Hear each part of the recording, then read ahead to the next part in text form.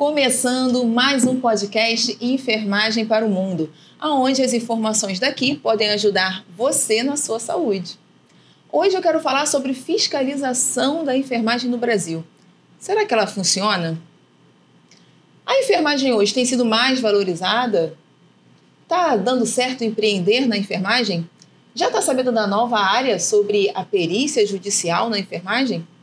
Esse e outros assuntos polêmicos e importantes você vai ficar sabendo hoje. E eu tenho o prazer de discutir esses assuntos com uma profissional completa. Ela é enfermeira assistencial, fiscal do Corém, perita judicial e empreendedora digital. Com vocês, a nossa querida doutora Daniele Bartolia.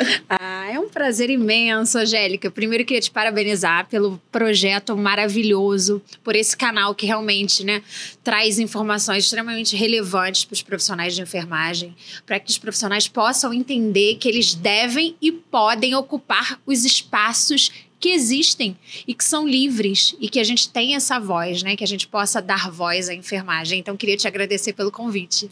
É um prazer estar nessa luta, Deixa eu me apresentar. Eu sou a apresentadora desse podcast Enfermagem para o Mundo e idealizadora.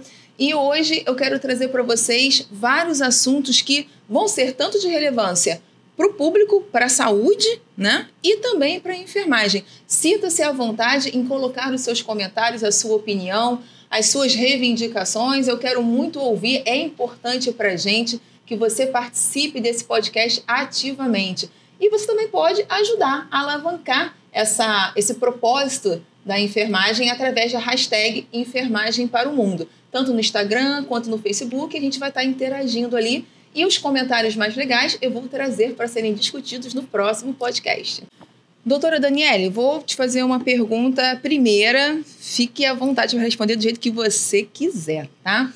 Com a tua experiência de enfermeira assistencialista, fiscal do Corém, empreendedora, você já viu de tudo na enfermagem, Eu acredito que você viu de tudo. E qual foi a situação que mais te chocou aí nesses teus anos de carreira com a enfermagem? Angélica, eu não tenho uma situação específica, Na verdade, eu tenho algumas questões que eu não naturalizo na enfermagem. E eu pensei já em desistir da enfermagem nessa minha trajetória, Eu me formei em 2017 e assim que me formei, comecei a trabalhar, passei logo para residência e comecei a trabalhar na rede privada. E aí eu acho que foi aquele momento que eu me choquei, a realidade discrepante, do que a gente aprende na faculdade e das nossas expectativas para, de fato, a realidade na prática do que as instituições privadas, fazem com os profissionais de enfermagem.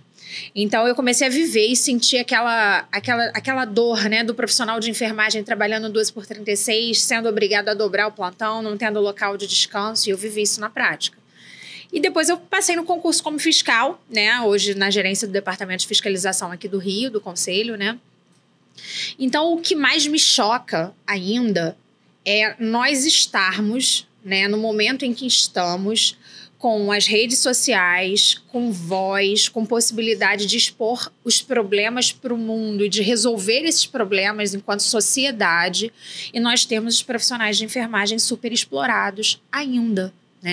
Então, profissionais que trabalham em duplo, triplo vínculo para conseguir ter uma renda suficiente para bancar, na verdade, a vida, a família, para ter o mínimo. O mínimo de dignidade.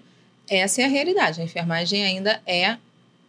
Eu não sei se é a profissão mais explorada, mas eu acho que na saúde é. Olha, na saúde, assim, em dados estatísticos mesmo, tá comprovado que em relação ao adoecimento mental, a enfermagem é a categoria com maior índice, Então, isso é bastante expressivo. Isso sinaliza um adoecimento muito em função da sobrecarga de trabalho, dos baixos salários. Então, para o profissional ter um salário que seja minimamente ali adequado, ele trabalha em 2, 3 lugares e ele não tem vida.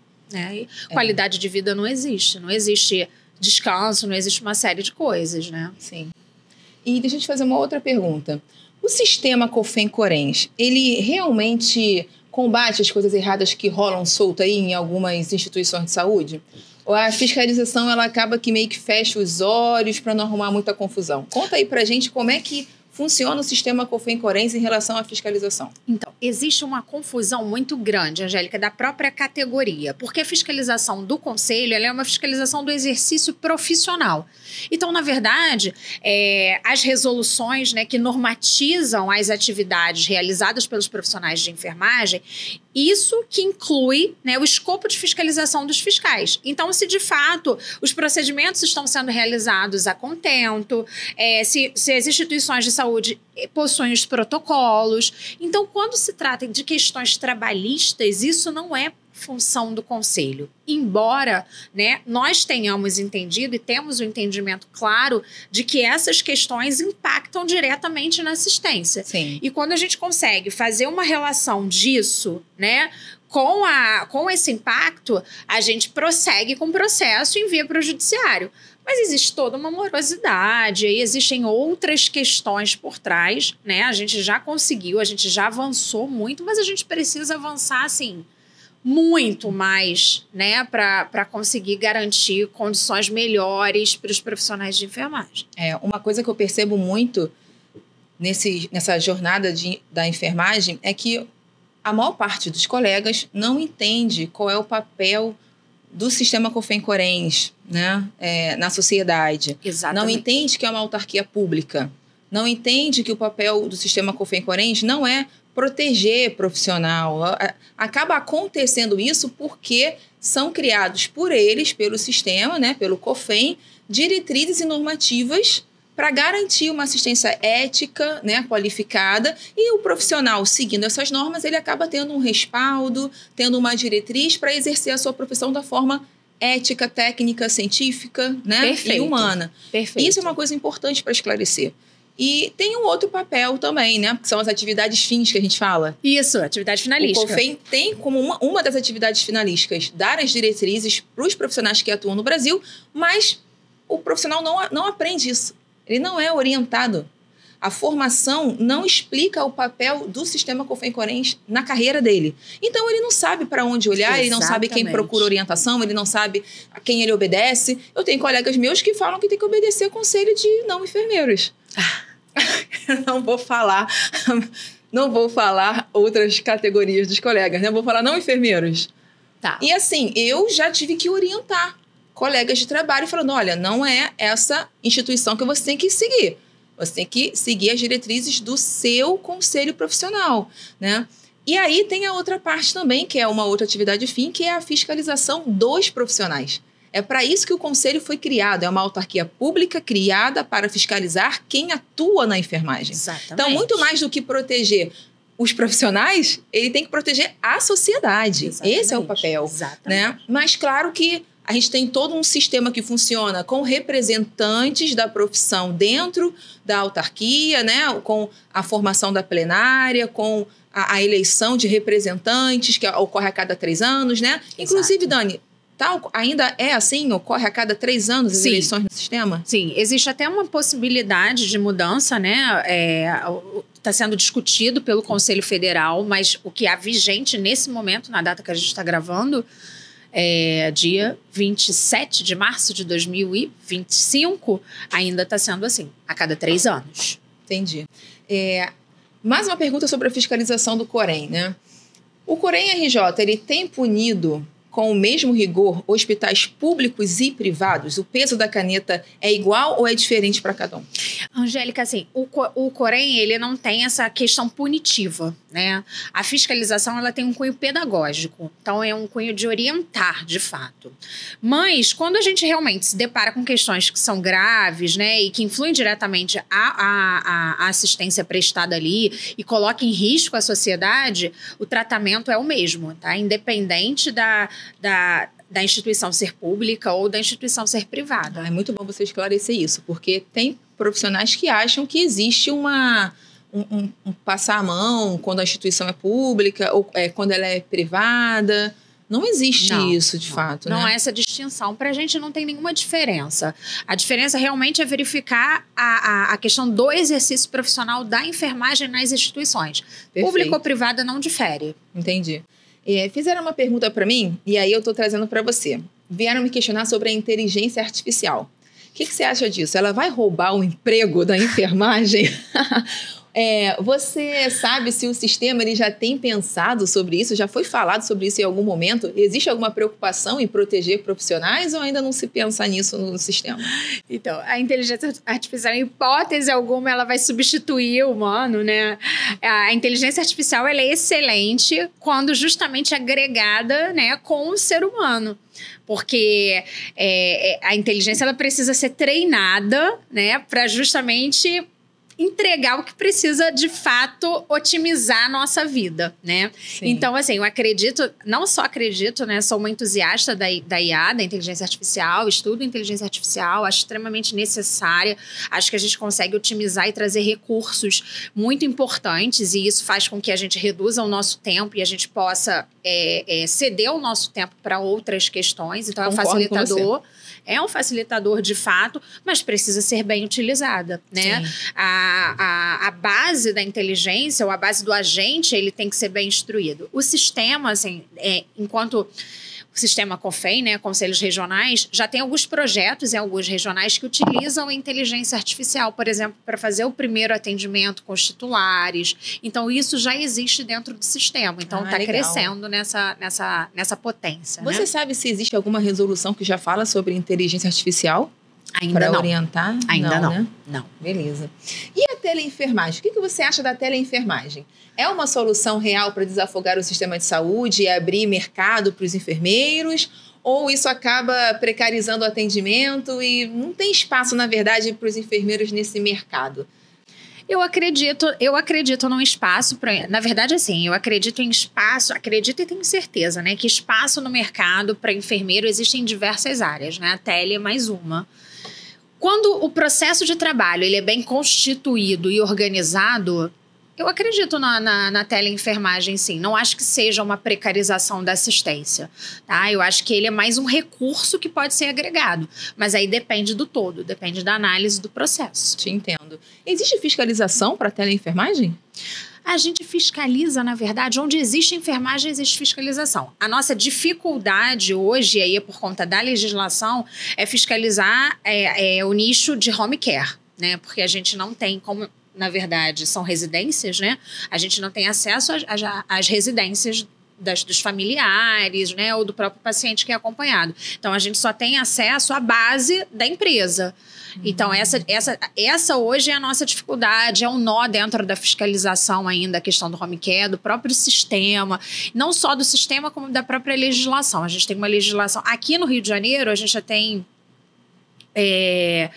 Até já tivemos, né, algumas audiências públicas com a deputada enfermeira Rejane, quando ela estava como deputada estadual, agora a deputada enfermeira Lilian também tem trazido isso à discussão, mas ainda é algo que a gente precisa de um projeto de lei robusto para que a gente possa entrar nesse nicho de uma maneira mais assertiva. Entendi.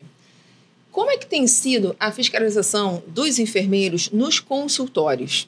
Porque nós já temos resolução vigente que dá respaldo, que dá autonomia. A gente sabe que o sistema COFEM, Conselhos Regionais, apoia isso, né? E tem aumentado? Você, assim, fiscaliza consultórios, né? Eu queria saber se tem aumentado a demanda de consultórios por enfermeiros. Se eles estão legais, todos que vocês fiscalizam, eles estão dentro da legalidade? O que você orienta para os enfermeiros que desejam abrir um consultório ou até os que já abriram, mas ainda não estão dentro das normas legais? O que você pode falar um pouquinho para a gente? Olha, a nossa demanda de fiscalização hoje, ela é através do Ministério Público, Defensoria Pública, Vigilância Sanitária e o nosso próprio planejamento. Tá? Mas os órgãos externos demandam para a gente hoje 70%, 80%.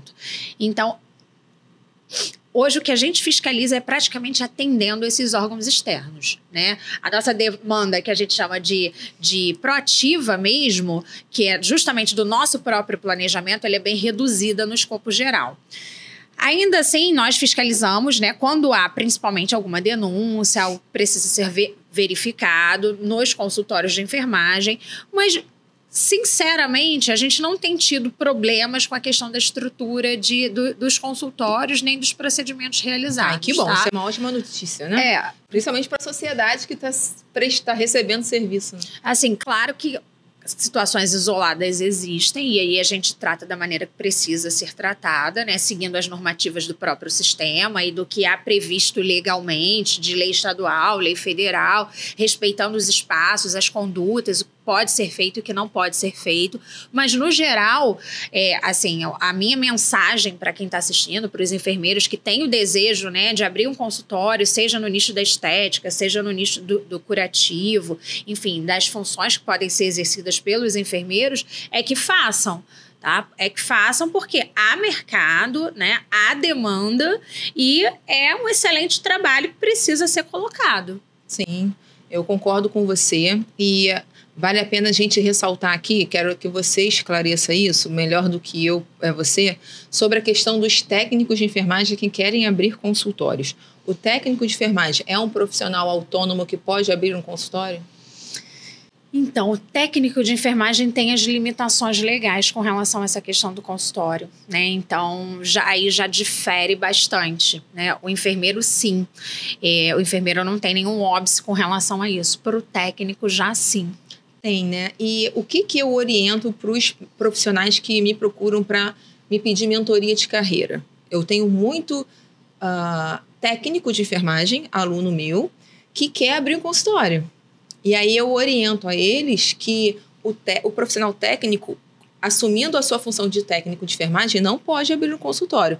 Porque legalmente, pela nossa lei do exercício profissional, a 7498, me corrija se eu estiver errada, eles não têm autonomia para exercer uma atividade sem a supervisão, orientação, né, coordenação do profissional enfermeiro. Exatamente. Então, como técnico de enfermagem, ele não pode abrir um consultório. Não. Agora, se ele quiser abrir como um empreendedor, como um esteticista, como um outro cargo, que ele não use o termo técnico de enfermagem. Aí ele é um cidadão. Ele pode. Aí ele é um cidadão que tem essa liberdade. Perfeito. E se ele estiver atuando nesse consultório prestando assistência, ele pode, sem a presença do enfermeiro, por exemplo, eu já orientei mentorado meu que ele podia contratar um enfermeiro para poder criar todo o processo assistencial com o processo de enfermagem, com o levantamento de coleta de dados, com resultados esperados e intervenções focadas para aquilo que a enfermagem tem autonomia para fazer, mas ele sendo orientado por um profissional enfermeiro. E aí ele atuaria sozinho no consultório, em determinados momentos. Isso é possível, Dani? Depende dos procedimentos que seriam realizados. Aí tem que analisar de fato, assim, a que esse consultório se presta, né? Que tipo de serviço que ele vai ser oferecido. Entendi. Tá? No caso, seria estética. Não há normativa, não há previsão legal para o técnico de enfermagem atuar sem a supervisão direta durante todo o tempo ali, nem para realização de procedimentos invasivos na estética.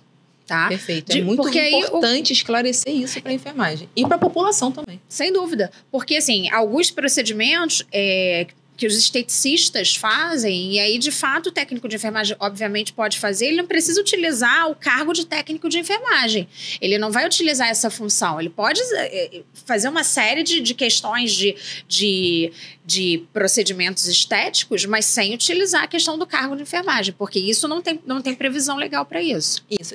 E a gente sabe que existem muitos profissionais de nível técnico que são competentérrimos, Nossa, são muito bons, podem prestar um serviço de alta qualidade, né? Mas a gente esbarra nas normativas legais do nosso país. Sem dúvida. Onde o técnico, ele não pode ter um consultório sem fazer parte de uma equipe mínima, que é a presença do técnico e de um enfermeiro. Perfeito. Né? E aí entram essas questões de tem que ser avaliado procedimento por procedimento, intervenção por intervenção, para se deixar claro o que o técnico poderia fazer sozinho e o que ele teria que fazer obrigatoriamente na presença de um enfermeiro. Exatamente. E aí ainda tem a questão do registro de empresa, ainda tem a questão do vínculo, se vai ser uma empresa simples nacional. Não, no caso, não pode ser um MEI, não pode ser um microempreendedor individual. Então, tem todas essas questões assim, que impedem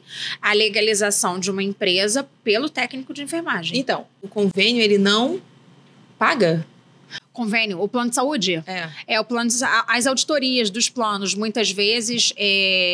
Não, mas o paciente ele não pode pedir reembolso. Lembrei da palavra reembolso, beleza. Dani, esclarece um pouco para mim sobre a questão dos profissionais que empreendem, que prestam serviços para a sociedade fora de instituições, né, hospitalares e tal, empresa. E esses profissionais, eles podem emitir nota fiscal, correto? Correto. Agora, por que nós ainda não conseguimos, o cliente ele não consegue pedir reembolso do plano de saúde quando o serviço é de enfermagem? Você consegue esclarecer pra gente? Depende muito, Angélica. Hoje, assim, já tem até alguns casos exitosos, tá, com relação a isso.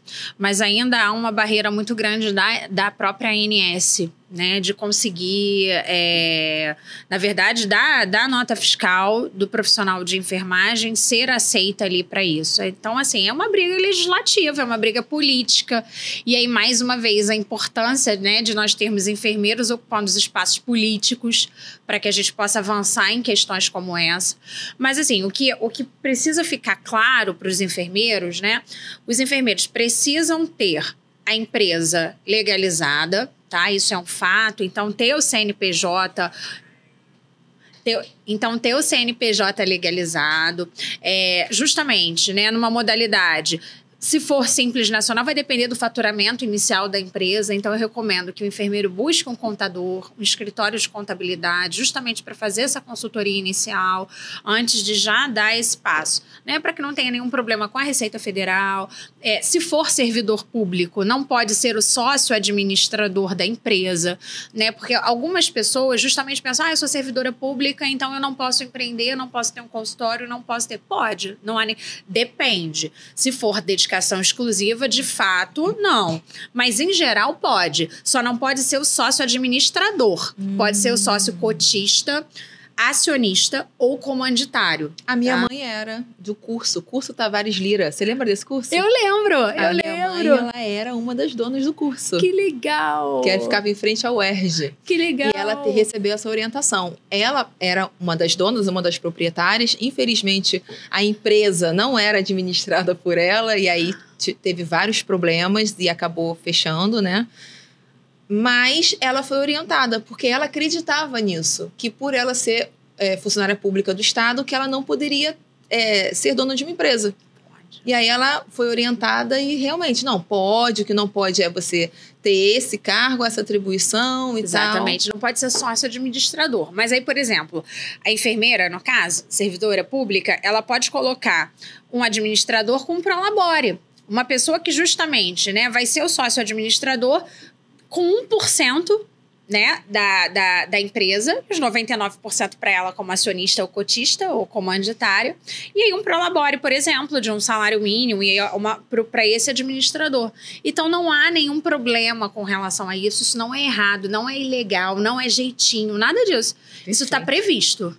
Muito bom saber disso, porque tem colegas que não entendem isso ainda, né? E é muito bom você esclarecer. Um assunto que eu preciso te perguntar sobre assédio moral e assédio sexual na enfermagem. Como é que o sistema COFENS, Conselhos Regionais, combate isso?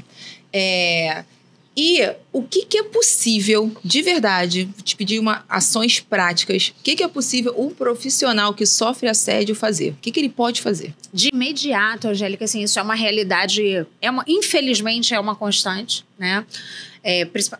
Falo mais pelo assédio moral em si, o sexual, aí a gente entra até numa outra esfera, depois a gente fala sobre isso, mas o assédio moral já o profissional que vem sofrendo assédio moral, ele precisa denunciar. Então, todos os conselhos têm os seus respectivos departamentos de ética, né, justamente para acolher essas denúncias e para prosseguir com as tratativas. Mas existem algumas questões. Por exemplo, compete ao denunciante o que a gente chama de ônus da prova. Então, ele precisa trazer elementos, né? Uma materialidade para esse tipo de denúncia. Por quê? Porque existem pessoas, né, na verdade, profissionais que procuram, às vezes, os departamentos de ética, mas que não há nenhum tipo de comprovação de materialidade. E aí, o que seria uma materialidade? Uma mensagem no Zap é uma materialidade, tá? Então, a gente até tem orientado cada vez mais os gestores, os responsáveis técnicos das instituições para utilizarem esse canal de comunicação de forma extremamente profissional. Os grupos precisam ser fechados só para uma comunicação direta. Não é um grupo aberto para debate, para inserir fotos de paciente. Nossa, você não tem noção do que eu já...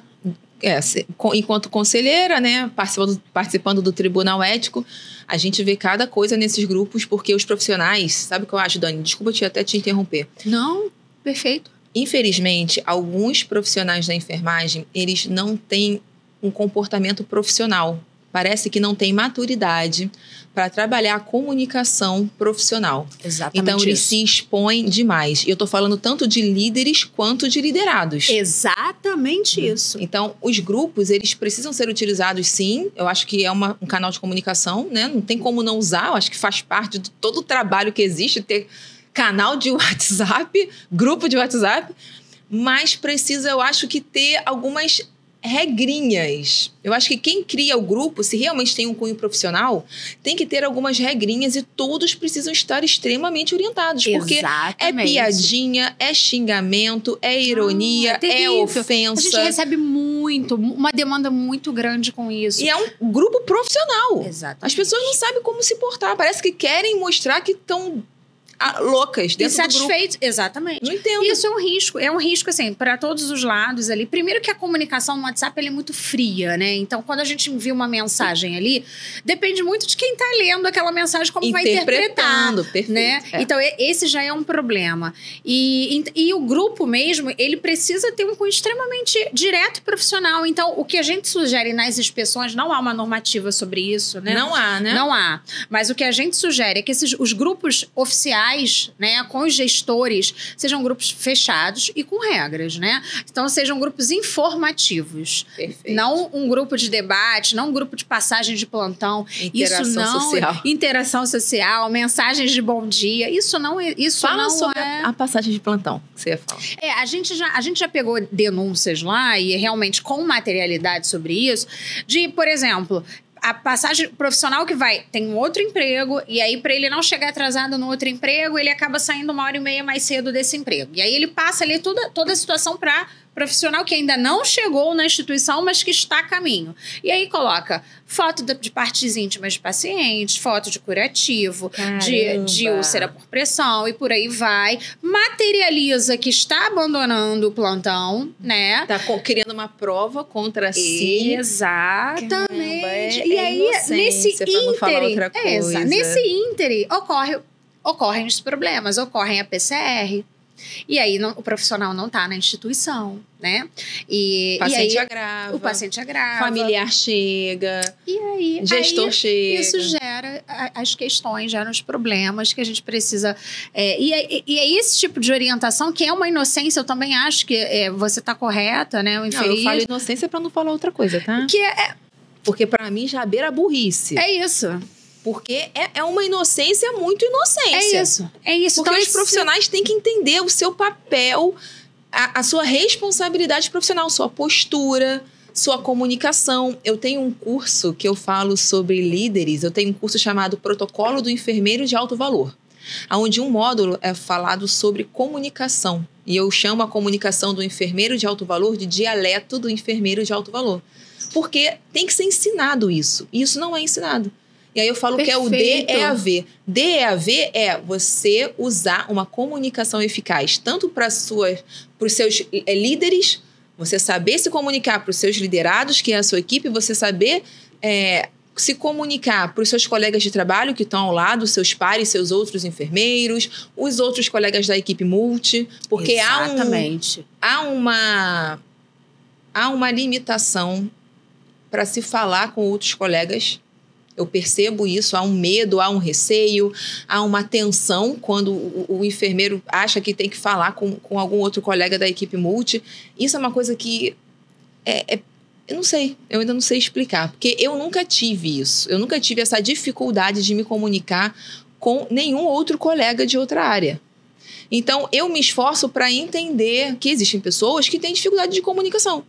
Só que o enfermeiro que quer ser valorizado, que quer ser reconhecido, que quer se destacar, ele precisa saber usar a comunicação dele. Então, o dialeto é diferente. Você percebe que todos os enfermeiros que a gente pode considerar bem-sucedidos, né? Ou que se destacam na área, eles têm uma característica muito grande na comunicação, muito boa. É uma característica que destaca esse profissional. Sem dúvida. Mas isso não é uma habilidade de todos os enfermeiros. Por isso que precisa ser ensinado. Sim, e isso é treinável. É treinável. Plenamente treinável. Aí a gente tem que quebrar algumas crenças limitantes que o próprio enfermeiro tem, né? A própria enfermeira tem, de que não vai conseguir. Isso é uma crença limitante, porque são situações que a gente consegue construir e treinar. Perfeito. Voltando a falar sobre a questão do assédio, fala para mim quais são os canais de denúncia que o enfermeiro pode utilizar. Você comentou do departamento de ética dos conselhos profissionais. Perfeito. Então, um profissional da enfermagem, ele pode denunciar colegas da própria enfermagem? Podem e devem, né? Quando há, de fato, né, algo que tenha sido ofensivo, que ele tenha considerado. Primeiro que o assédio tem essa questão, muitas vezes, da subjetividade. Sim, né? É verdade. E isso precisa ser analisado. Sim. Então, ele tem voz, ele tem um espaço para fazer essa denúncia, e a denúncia vai ser admitida, tá? Então, todos os conselhos trabalham da mesma forma, independente da cidade, independente do estado, né, do profissional.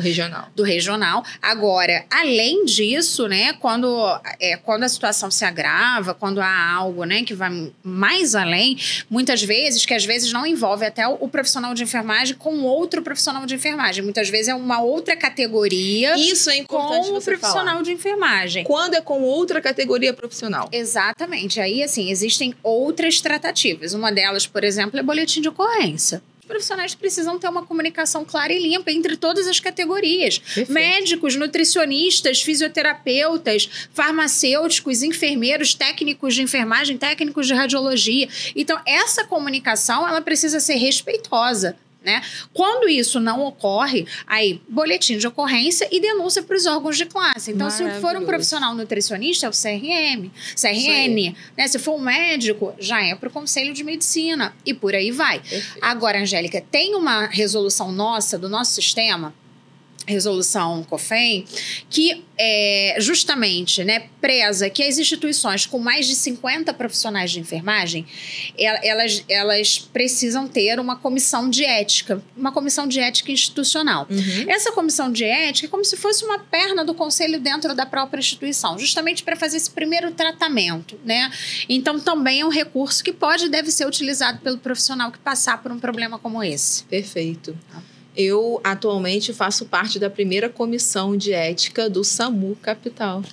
Você sabia disso? Não sabia! Eu faço parte. Que legal! A gente tá no final do mandato, né? A gente já recebeu denúncias, já apuramos, já encaminhamos para o conselho.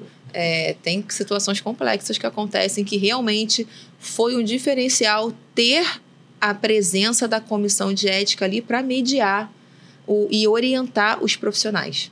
Porque os profissionais precisam também de orientação com relação a saber utilizar a comissão de ética. Exatamente. Porque no início a gente recebia denúncia totalmente descabida, era denúncia de outras instituições, profissionais de outras instituições. Exatamente. E aí eles acham que a comissão de ética daquela instituição, no caso da que eu participo, que tinha que dar conta do comportamento antiético do colega de outra instituição. Mas não é desse jeito, né? Exatamente. Então é um desafio para a gente estar sempre orientando os profissionais, os colegas, né? Então, assim, uma verdade, os enfermeiros e os profissionais da enfermagem, técnicos e auxiliares sofrem violência no ambiente de trabalho. Diariamente. Violência física, verbal, psicológica. Enquanto estamos falando aqui, certamente alguém está passando por isso. Isso aí. E aí, como é que a gente pode falar para esses profissionais se protegerem? Além de fazer a denúncia, como você orientou, tem algum papel que a instituição tenha que fazer? Ou a sociedade? Sem para dúvida. Prevenir isso?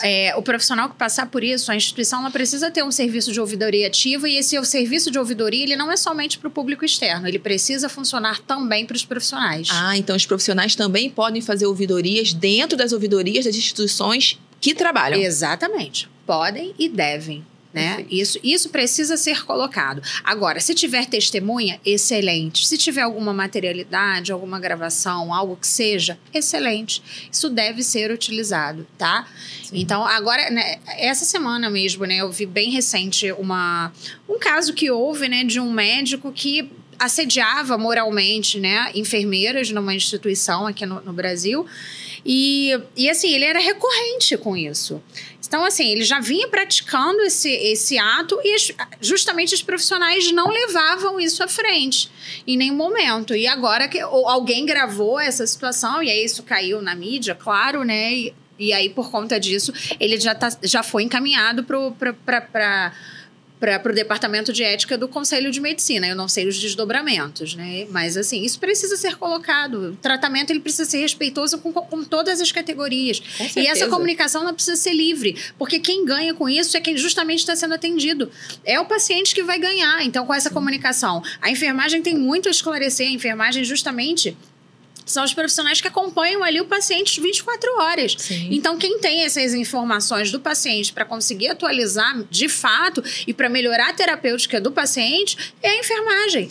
Então, isso não pode ter uma comunicação, um ruído de comunicação. Sim, nisso. Porque isso atrapalha diretamente a prestação de serviços. Exatamente. Né? Então, é uma responsabilidade da instituição lidar com esses problemas no ambiente de trabalho delas. É isso aí. E muitas isso é uma vezes cultura institucional. Sim. E aí, assim, a gente percebe isso claramente nas fiscalizações, quando a instituição estimula essa questão, quando, por exemplo, existem rounds, né? Rounds em terapia intensiva, para tratar a questão daqueles pacientes que estão ali naquela semana, né? E é um round multiprofissional, a gente consegue entender que justamente verificar que a instituição entende a importância de todos os profissionais para discutir aquela questão daqueles pacientes, e as instituições que não têm isso como uma cultura institucional e que excluem todos os profissionais da área da saúde e mantêm uma questão única e exclusivamente médica. Sim. Então... E isso a verdade é essa, né, Daniele? A maior parte das instituições hoje hospitalares, elas cerceiam os direitos de fala e de participação da enfermagem nos espaços que a enfermagem deveria estar. E isso é ilegal. Sem dúvida. Porque a Constituição Federal, ela fala que é direito do profissional da enfermagem exercer a sua enfermagem com autonomia, livre, né, de qualquer limitação, de qualquer preconceito e por aí vai. Então, se existe um round na instituição que fala sobre um paciente que é meu, sim, eu tenho o direito de estar lá e querer participar. Exato. É isso. Exato. E tem um outro lado. Porque eu, enquanto enfermeira, eu também tenho que querer estar ali dentro. Sem dúvida. Porque cobra valorização, cobra visibilidade, cobra respeito. Mas quando tem uma oportunidade de fala... ela se omite, ela dá para trás, ela não quer se expor, ela não quer aparecer, ela não quer assumir responsabilidades. E aí tem esse lado também que a gente sabe que existe. Exatamente. Infelizmente, a gente ainda tem profissionais que são muito inseguros, né? E aí são inseguros, e aí a gente discute outros problemas. Problemas de formação, problema de EAD, né? E aí entra problemas na formação profissional. Então, assim, tem profissionais que literalmente não sabem o que estão fazendo. Por isso que eu entendi que não adiantava só, para mim como professora, querer ensinar conhecimento técnico. Porque você sabe que eu, né, sim, falo muito sobre SAI, sobre gestão, sobre processos de enfermagem, teoria. Eu percebi que não adiantava só ensinar esse conteúdo, porque os profissionais, eles precisam de uma base de desenvolvimento profissional, psicoemocional, para poder valorizar a sua própria ciência para colocar em prática. É isso. Então, por isso que eu criei o ProEAV3. Porque o ProEAV3, ele tem essa base em 3 pilares, por isso que é 3. São 3 pilares de sustentação que eu acredito que todo enfermeiro é obrigado a ter. Desenvolvimento pessoal e profissional. Sem dúvida. Conhecimento acerca da sua própria ciência, que é... A SAI agora é um conceito que está meio que deixando de existir, né? Mas o fortalecimento do processo de enfermagem, de todos os assuntos que permeiam a nossa ciência, é fundamental que o enfermeiro domine isso. E quando antigamente eu brincava, né? Falava, chegou a me SAI e tal. Aí tinha colega que falava, SAI? Que isso, Angélica? Sai daqui, pelo amor de Deus, SAI não. Processo de enfermagem não, diagnóstico não. Eu nunca entendi isso. Aí eu fico, na minha cabeça, bate um desespero, porque eu penso, como é que isso é o nosso trabalho. Como é que você, enquanto enfermeiro, enquanto cientista do cuidado, você nega a sua própria ciência? Exatamente. E é por isso que não é valorizado. Porque nem a própria enfermagem valoriza a ciência dela. Se a enfermagem não acreditar na enfermagem, vai ser sempre assim. Vai ser sempre assim. Essa é a minha luta, tá? Isso. Meu propósito é esse, conscientizar. E você tá coberta de razão, assim, não existe, na verdade, hoje está muito em alta o empoderamento, essa palavra empoderamento, eu faço sérias restrições a essa palavra, tá? Essa questão do empoderamento, dessa atitude empoderada, a atitude empoderada, ela começa no desenvolvimento pessoal, que é um dos pilares. Ela começa no desenvolvimento pessoal, né? E ela se conclui justamente na questão do conhecimento técnico. Então, hoje, a gente tem muitas pessoas reivindicando uma série de coisas, mas justamente quando você pede para que aquela pessoa atue ali com firmeza, ela não tem conhecimento técnico para aquilo. Então, gente, para a gente conseguir ocupar os espaços, e aí fica para quem está se formando, para quem está estudando, para quem está crescendo, né, e quer construir uma carreira sólida de sucesso na enfermagem, quem quer ocupar um espaço, de fato, precisa estudar. A gente precisa ter conhecimento técnico. Não adianta justamente um profissional de enfermagem que não quer falar sobre processo de enfermagem, sobre diagnóstico, sobre intervenção de cuidado. Então não tem como, não faz sentido. Não faz sentido. Está no lugar errado. E aí é uma questão que aí é um desenvolvimento pessoal. É a pessoa ser honesta consigo mesmo e verificar, bom, não é isso que eu quero. E aí é uma outra questão. Isso a gente consegue resolver uma série de problemas lá na frente. De insatisfação profissional. Perfeito. Né? De insatisfação técnica. Frustração. E por uma... submissão. Exatamente. Então, assim...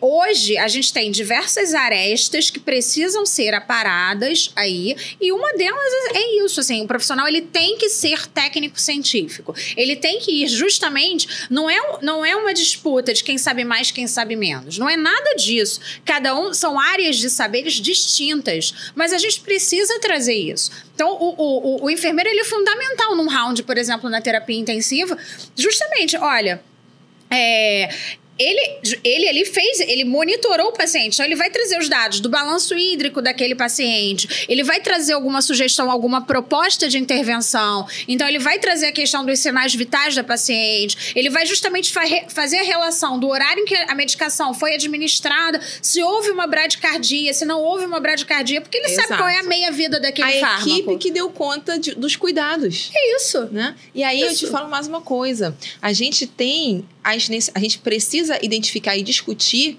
as necessidades psicobiológicas, psicossociais, psicoemocionais, que quem acompanha é a enfermagem. Exatamente. Então, nós, mais do que nenhuma outra categoria,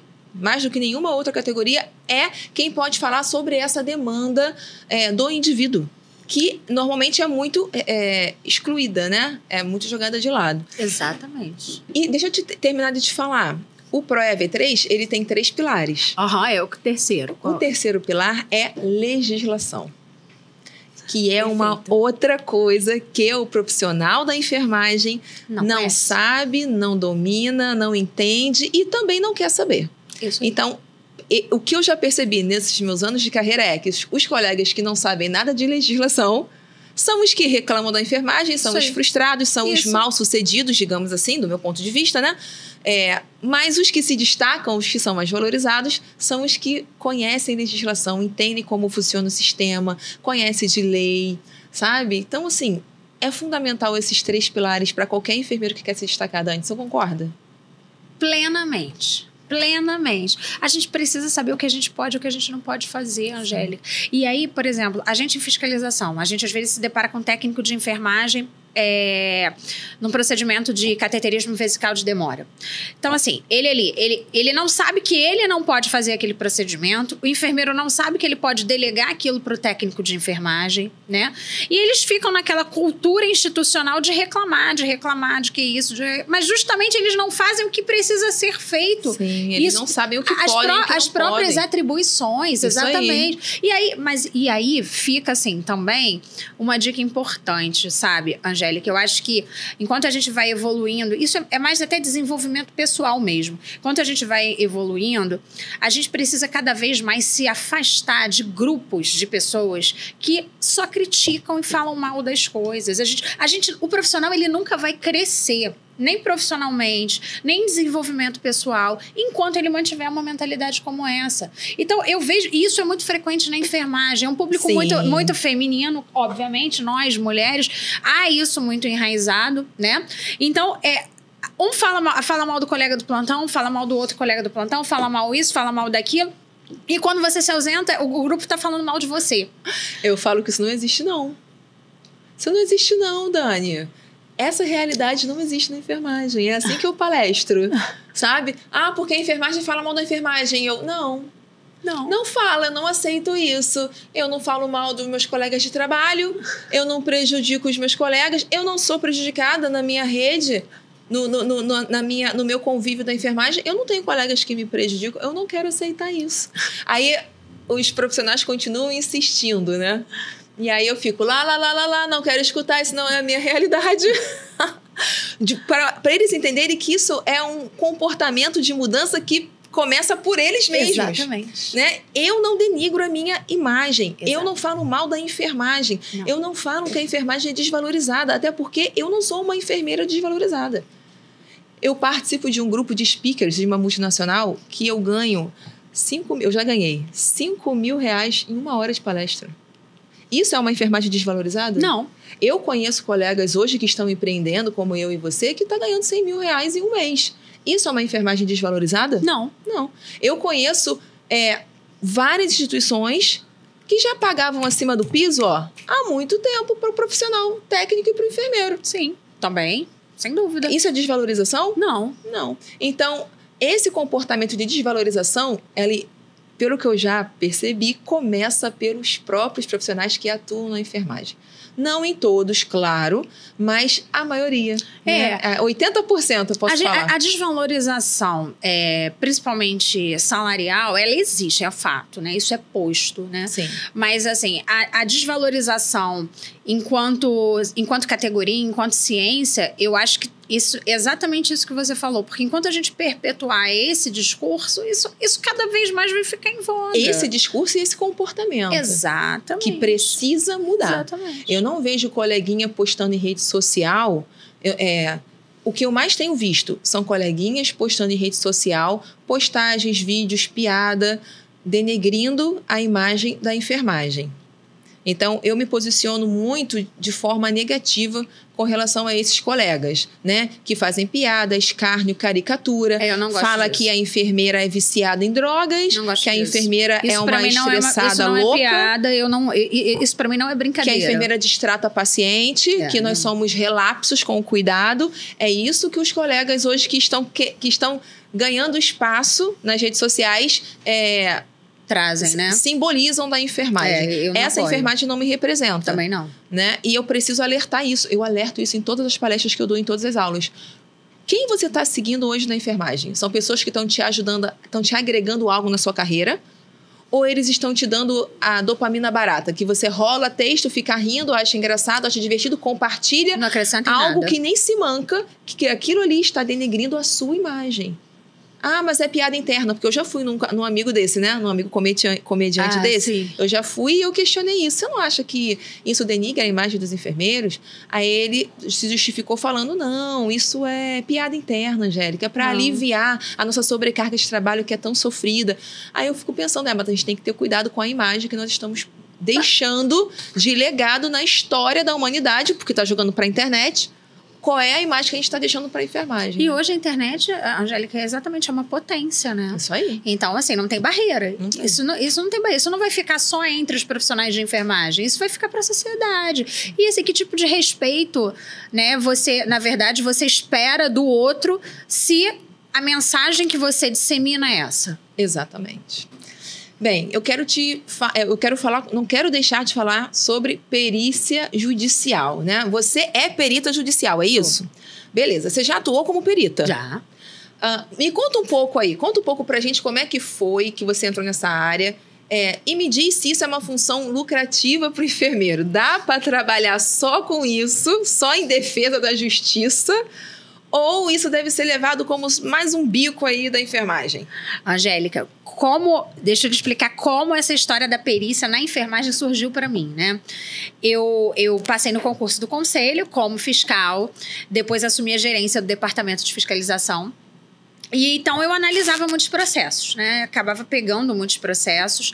E o conselho de enfermagem judicializa muitas coisas, na verdade, reivindica muitas questões específicas relacionadas a dimensionamento de profissionais de enfermagem, né? Tudo que tem relação aí com a qualidade da assistência direta ou indiretamente, tá?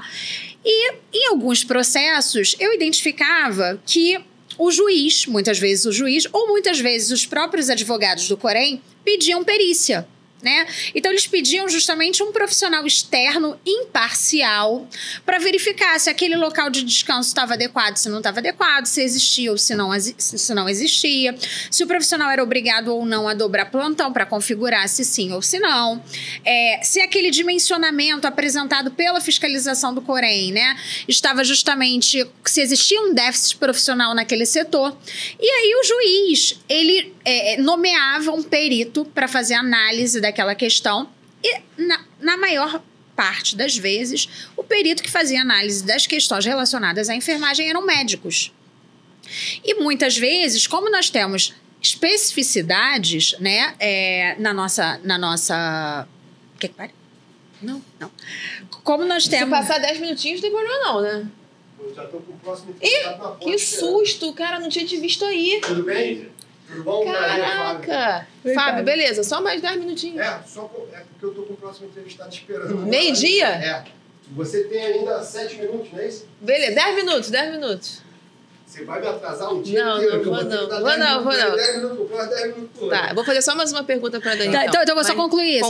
Vou concluir rápido, tá. Então, o que acontece? Eu identifiquei essa questão não sendo feita, né, pelos profissionais de enfermagem, e aí eu falei, bom, tem alguma coisa errada, porque os pareceres, eles vinham equivocados, feitos por outros profissionais, então, às vezes, o outro profissional atestando que não tinha déficit de profissionais de enfermagem, mas como assim? A gente tem uma normativa específica, né? Quem justamente vai falar se há ou se não é um profissional de enfermagem que entende ali a complexidade do cuidado, uma série de questões. E aí eu comecei a interrogar essa questão e eu fui buscar. Eu falei, não, eu vou fazer um curso de perícia judicial, vou me cadastrar nos tribunais, porque eu vou ver se posso, se eu sou enfermeira e se eu posso fazer isso. E aí eu comecei a estudar, a ler. Nesse meio do caminho eu comecei a fazer direito, embora para ser perito não precisa fazer direito, nada disso, mas eu tive esse interesse, essa motivação. E aí eu realmente vi que não, que na verdade o que acontecia é que os tribunais não tinham enfermeiros cadastrados, por isso que os médicos eram nomeados para as perícias relacionadas à enfermagem. Então, qualquer profissional de nível superior pode ser um perito judicial, é isso? Enfermeiro pode? Qualquer profissional de nível superior e de nível médio também pode. O técnico de enfermagem também pode? Pode. Está previsto no Código de Processo Civil, desde que com inscrição ativa no órgão de classe. Entretanto, o que eu sempre falo eu não vejo nomeações para técnicos de enfermagem, tá?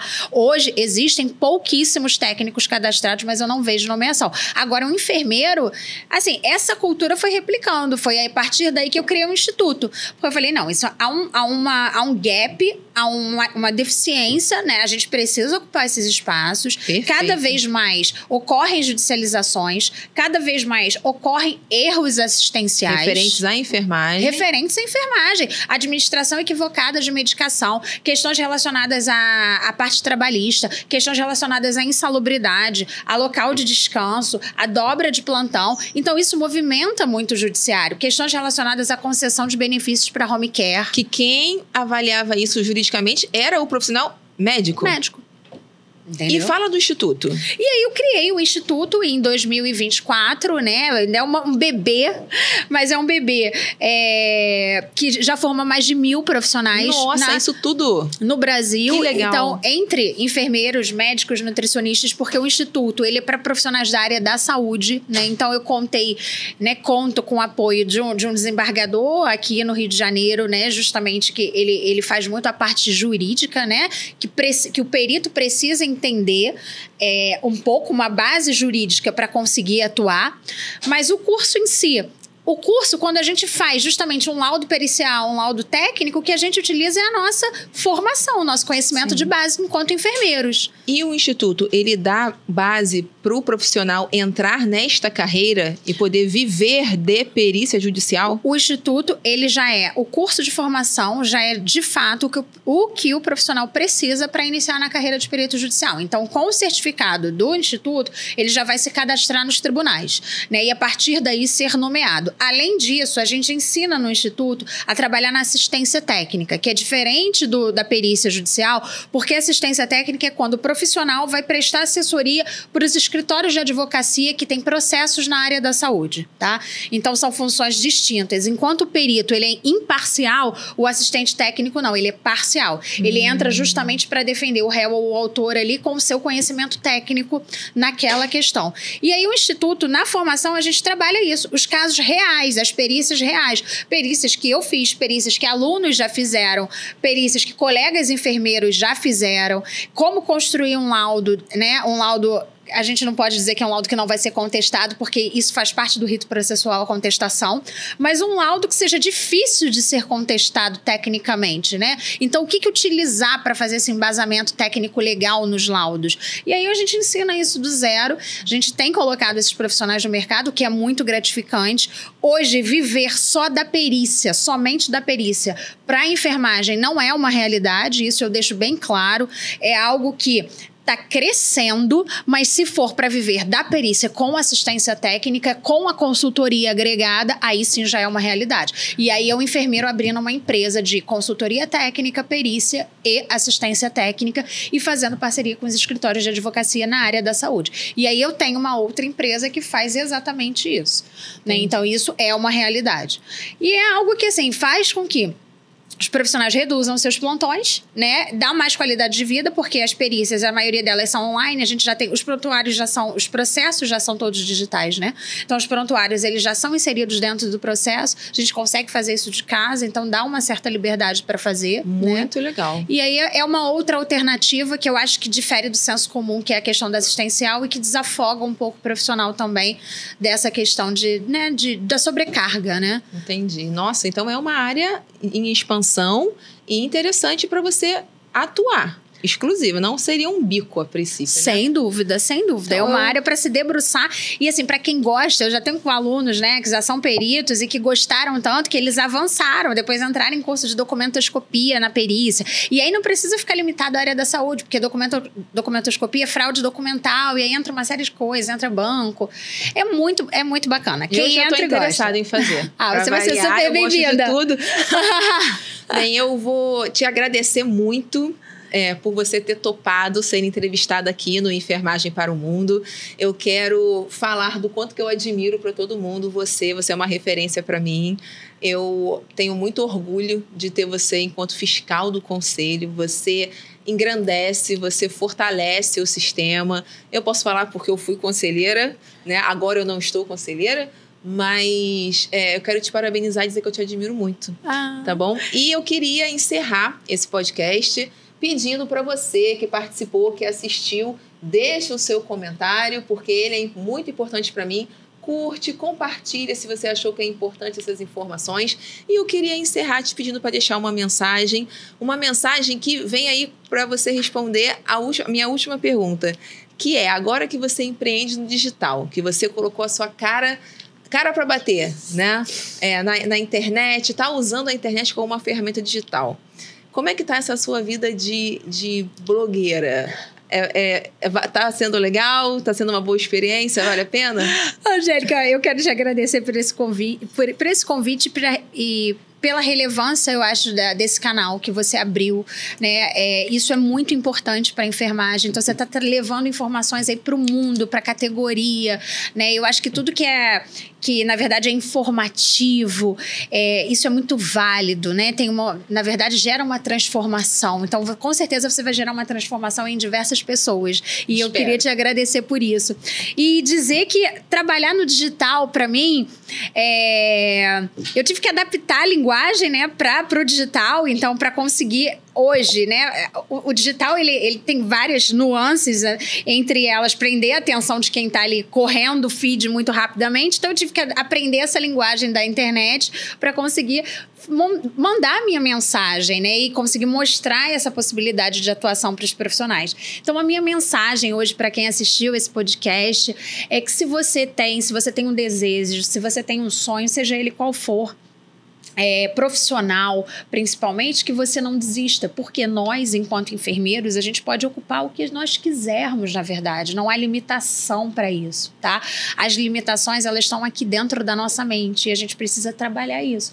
Então, é trabalhar desenvolvimento pessoal, é estudar um pouco de equilíbrio emocional, da parte emocional, para conseguir se destravar e seguir em frente. Quando a gente tem um propósito claro e uma missão de ajudar outras pessoas, fica muito mais fácil, tá? Então, se eu puder ajudar, eu estou à disposição. Quero muito agradecer a vocês que assistiram. Deixe seus canais para contato. O meu Instagram é @DaniBartoli, com y.oficial. E o Instituto de Formação de Peritos já está lá no meu Instagram também. Então, quem acessar o meu Instagram e seguir, eu produzo conteúdo sobre perícia e estou ali à disposição para dialogar com vocês e para incentivá-los e para corroborar e para ajudar no que eu estiver dentro da minha alçada, tá bom? Um grande beijo. Obrigada. Perfeito. Até o próximo episódio, gente. Tchau, tchau.